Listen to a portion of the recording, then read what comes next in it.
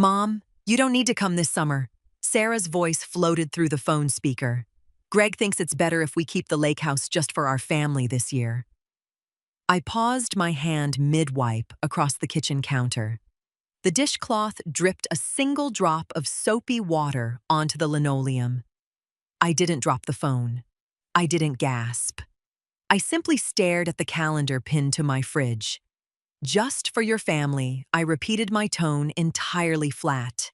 Right. Sarah rushed her words, clearly hoping to bypass any argument.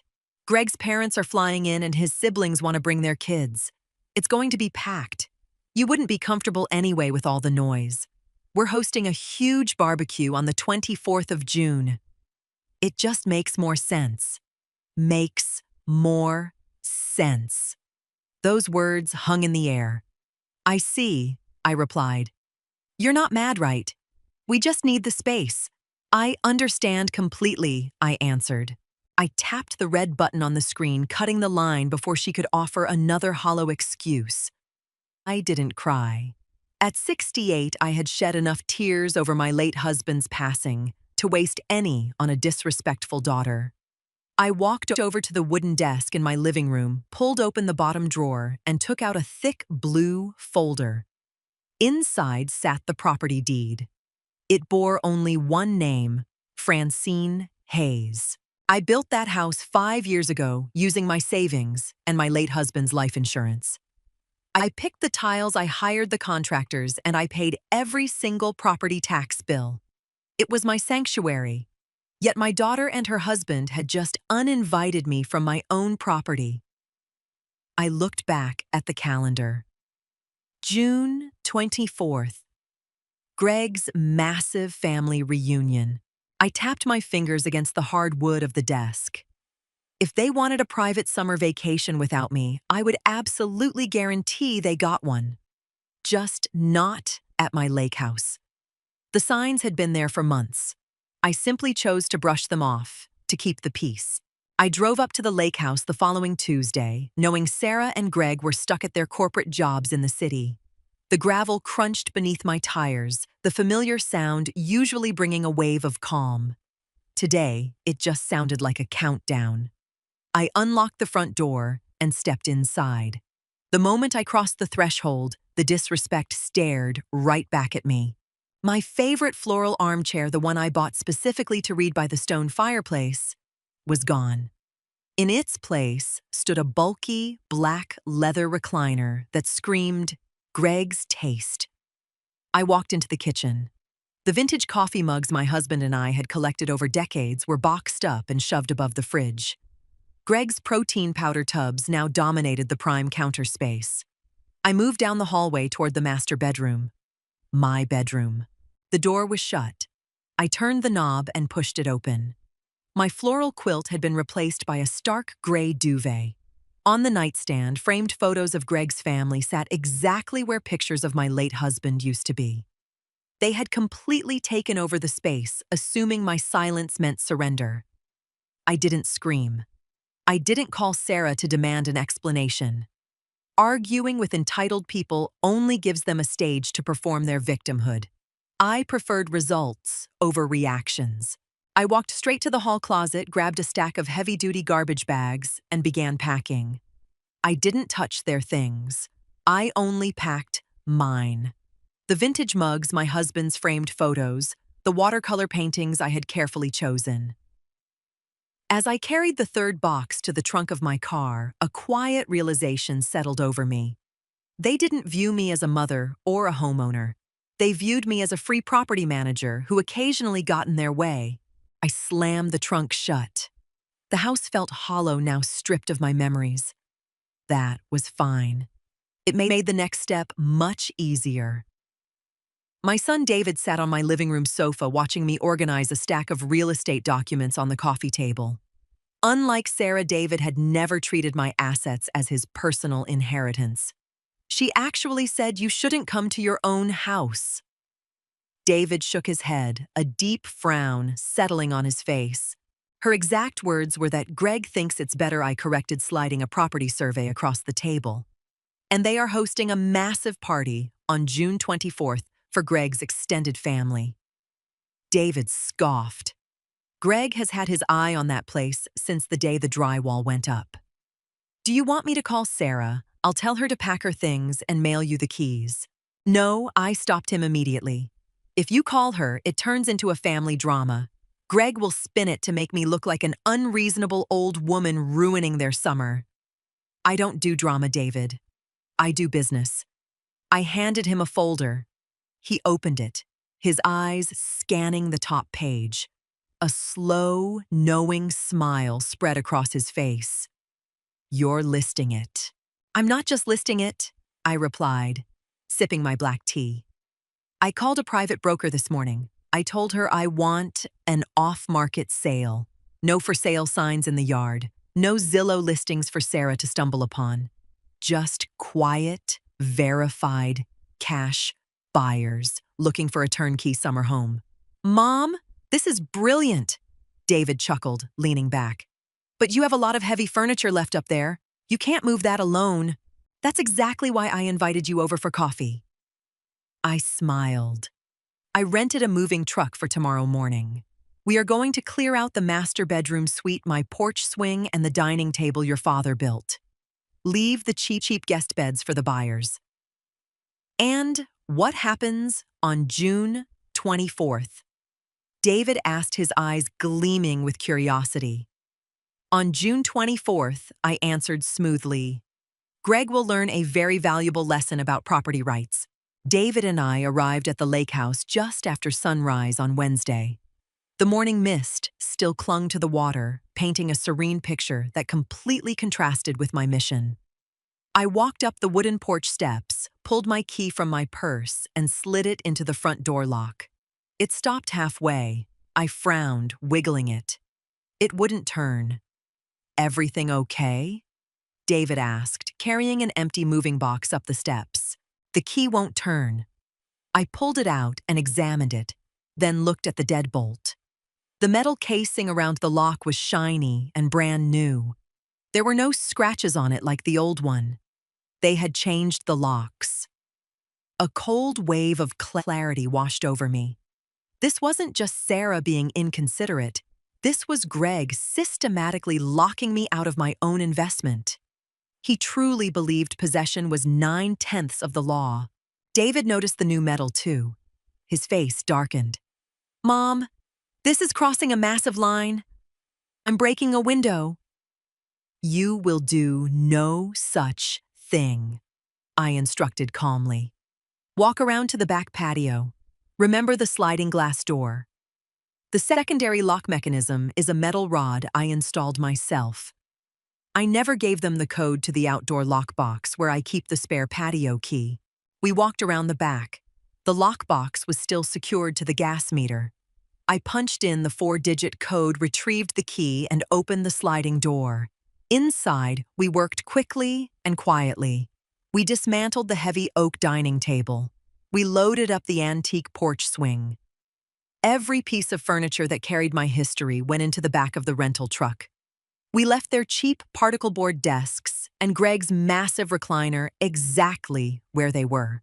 By noon, the house was perfectly staged for a sale completely wiped of my existence.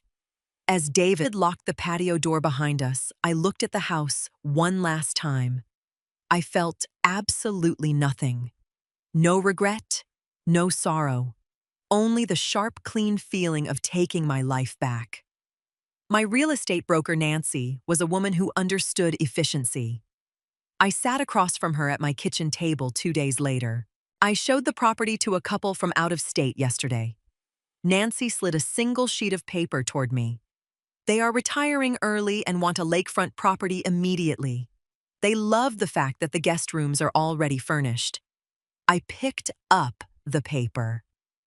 It was a clean, all-cash offer. The number was actually higher than I had anticipated. There is one condition. Nancy tapped her pen against her notebook. They want a fast closing. They intend to spend the entire summer there.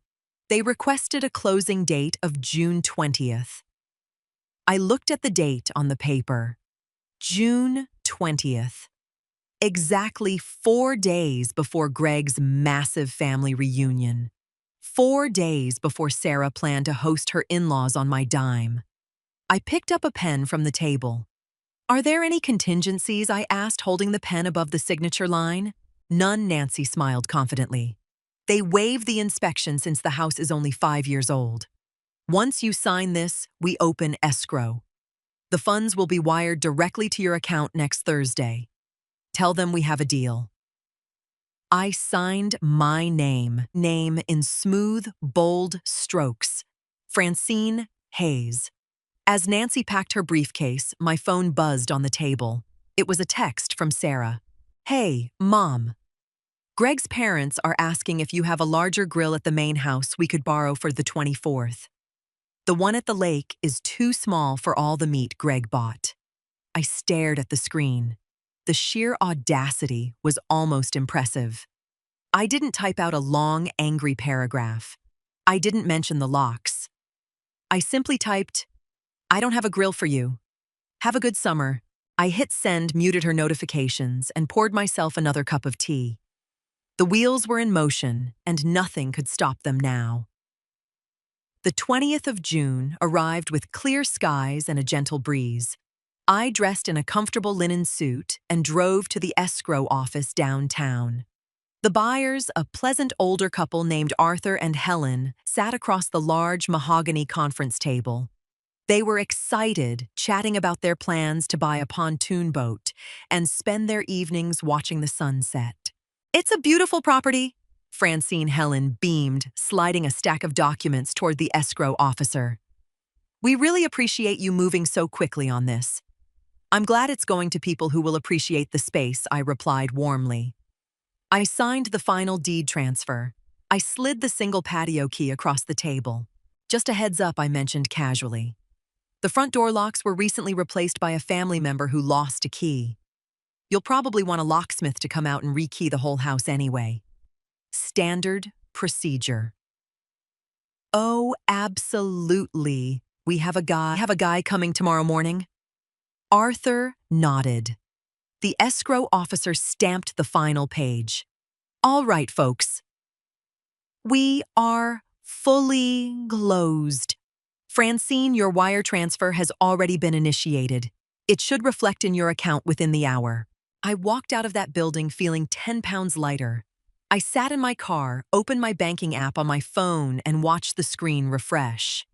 A very large, very comfortable number appeared in my checking account. My financial security was locked down. My boundaries were drawn in permanent ink. I drove straight to a local travel agency. For years, I had put off my dream of touring the Mediterranean because I was too busy managing the lake house and accommodating my daughter's schedule. I walked through the agency doors, sat at the front desk, and handed the agent my passport. "I need a first-class ticket to Italy." I smiled. Leaving on the 25th. The next 3 days were wonderfully ordinary. I spent time in my garden pruning my roses and packing my suitcases for Rome. David came over on Friday evening for dinner. We sat on my back patio eating grilled salmon and drinking a crisp white wine. "Sarah texted me twice today," David noted, swirling the wine in his glass. "She complained that you're being distant. She also complained that some of the furniture was missing from the lake house when Greg went up there to drop off some coolers yesterday." I sliced a piece of salmon. "What did you tell her?" "I told her that you took your antiques home to clean them." David grinned. "Which is technically true." "Did Greg notice the new locks?" Arthur and Helen were scheduled to rekey the house on Wednesday. Greg must have used the side door or thought the lock was just sticking, I guessed. Or maybe he just didn't care enough to notice as long as he could drop off his beer coolers. David laughed softly. "Tomorrow is the 24th. "Yes, it is." I took a slow sip of my wine. I wasn't anxious. I wasn't pacing the floors. I had spent my entire adult life providing for my family, ensuring everyone was comfortable. The moment Sarah allowed her husband to change the locks on my property, she ceased being my responsibility and became an adult dealing with the consequences of her own arrogance. "Do you think she'll drive up there early?" David asked. "Greg wants to impress his family," I answered. They will arrive at noon, right when the sun is best expecting a fully furnished free vacation home. I looked at my watch. It was 8 p.m. In 16 hours, reality was going to hit them like a freight train. More wine, I asked my son. Absolutely, he smiled. Saturday, June 24th. I was sitting in my living room checking my flight details on my iPad. My bags were packed and waiting by the door. At exactly 1:15 p.m., my cell phone began to vibrate violently on the coffee table. Sarah's name flashed across the screen. I let it ring until it went to voicemail. 10 seconds later, it rang again. Then a third time. I finally picked it up, pressing the speaker button. "Hello?" I answered casually. "Mom, where are you?" Sarah's voice was completely frantic, bordering on hysterical. In the background, I could hear a dog barking and several people talking loudly. "I'm in my living room, Sarah. I fly to Italy tomorrow." Italy. "Mom, what is going on?" she yelled. Greg and I just pulled up to the lake house with his parents. There are cars in the driveway. The locks are changed again, and there are old people inside unpacking groceries. I replied, my voice steady and completely devoid of emotion. That would be Arthur and Helen. Who are Arthur and Helen? They are the new owners, I stated simply. Complete silence fell over the line. Even the background noise seemed to drop. "What do you mean, new owners?" Sarah whispered, the panic in her voice shifting into raw shock. "I mean, I sold the house, Sarah." "We closed on Tuesday." "You sold it!" Her voice cracked, echoing through the phone. "Without telling us, my husband's entire family is standing in the driveway. Greg's father is trying to talk to the man right now." "How could you do this?" "I did exactly what you asked," I replied evenly, leaning back against my sofa cushions. "I never asked you to sell it."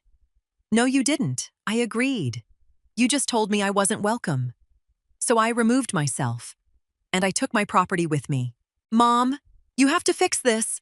"Sarah," demanded her voice shaking, "tell them there was a mistake. We have 20 people out here expecting a barbecue. There is no mistake. Sarah, the deed is in their name." Suddenly, the phone fumbled and a deep, furious voice took over. Francine Gregg barked. "What kind of sick game is this? You sold our house." I didn't raise my voice. I didn't need to. I sold my house. Greg. The one I bought with my money. The one you changed the locks on without my permission. "We changed the locks for security," he snapped, stumbling over his excuse. "You don't even use the place. We maintain it. You redecorated it and used it as a free hotel," I corrected sharply, cutting through his noise. "You treated me like a trespasser on my own land. You wanted a summer home for your family. Now you'll have to go buy one. Please apologize to Arthur and Helen for trespassing on their driveway and leave before they call the local authorities." "You are ruining our family," Greg shouted. "No, Greg," I answered calmly. "I am just no longer funding it." I didn't wait for his response. I pressed the end call button. Immediately, I went into my phone settings and blocked Greg's number. I left Sarah's unblocked, but I muted her notifications. The silence that filled my living room was the sweetest sound I had heard in over a year. There was no screaming match. There was no dragging out a legal battle over an eviction. I had simply used my absolute right of ownership to permanently erase the problem. I stood up, picked up my watering can, and went out to the garden. My roses needed tending, and I had a flight to catch in the morning. It has been 6 months since I sold the lake house. I spent a glorious month in Italy eating pasta, touring museums, and sleeping in without worrying about anyone else's schedule. When I returned, I used a portion of the house funds to upgrade my own kitchen and put the rest into a secure, high-yield trust. Sarah didn't speak to me for 3 months. I didn't chase her. A mother's love is unconditional, but my presence in her life requires basic respect. Eventually, she showed up at my front door on a Tuesday afternoon. She looked tired. Greg had apparently thrown a massive tantrum over losing his free vacation spot, and the tension in their marriage had finally boiled over. She sat at my kitchen island, stirring a cup of coffee. "Greg still won't talk about it," she mumbled, keeping her eyes on her mug. He had to spend $10,000 renting a massive cabin at the last minute for his family that weekend. That sounds like a financial lesson he needed to learn. I replied, wiping down the counter. "I'm sorry, Mom." She finally looked up, tears brimming in her eyes. "I let him push you out. I thought if I just kept the peace with him, it would be fine. I forgot it was your dream." I stopped wiping the counter and looked at my daughter. "I accept your apology, Sarah," I said softly but firmly. "But you need to understand something. I am your mother, not your safety net. My life is mine. I will not be pushed into the corner of any room I built." She nodded slowly, finally understanding the immovable boundary I had drawn. "We are slowly rebuilding our relationship, but it is different now. We meet for lunch in public. She doesn't ask me for money, and Greg does not come around. I don't regret building the lake house. It served its purpose for a time. But more importantly, I don't regret selling it. Sometimes the only way to teach someone your value is to completely remove your presence from their life." I picked up my tea, walked out to my back patio, and smiled at the sun. My life was completely, undeniably mine.